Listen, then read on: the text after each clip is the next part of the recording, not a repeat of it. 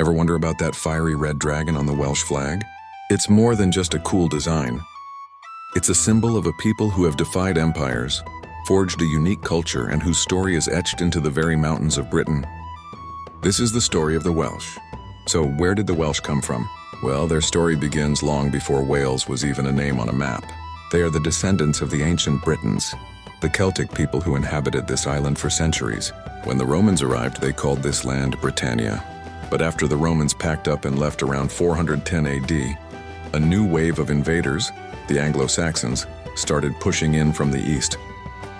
The native Britons were forced westward, into the rugged, mountainous peninsula we now call Wales. It was here, in this fortress of hills and valleys, that they began to forge a new identity. The Anglo-Saxons called them Wilas, which meant foreigners or strangers.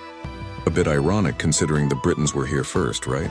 But the Britons themselves adopted a different name, Cymri, meaning fellow countrymen. And from this struggle, the Welsh nation was born. So why are they so famous for their defiance? For centuries, they fought tooth and nail to remain independent. They had legendary leaders like Llywelyn the Great and Owain Glyndwr, who became symbols of Welsh resistance against the much larger and more powerful English kingdom next door. This history gave them a reputation for being fiercely independent, passionate, and incredibly resilient. And of course, there's the language.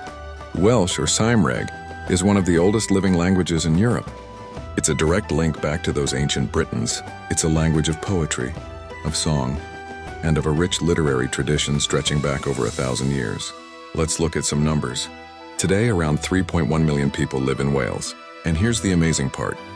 Despite centuries of pressure from English, about 538,000 people, or roughly 17% of the population, still speak Welsh.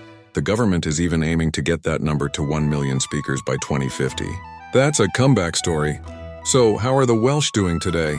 They're thriving. While Wales is part of the United Kingdom, it has its own devolved government, the Senedd, which makes decisions on things like health and education. The culture is alive and kicking. You see it in the passion at a Six Nations rugby match. You hear it in the soaring voices of a male voice choir. And you feel it in the ancient stories still told today, from the ancient Britons pushed to the edge of the island, to a modern bilingual nation proud of its heritage. The story of the Welsh is a testament to survival. It shows that a people's identity isn't just about land or borders, but about language, memory, and an unbreakable spirit. The dragon, my friends, is still breathing fire.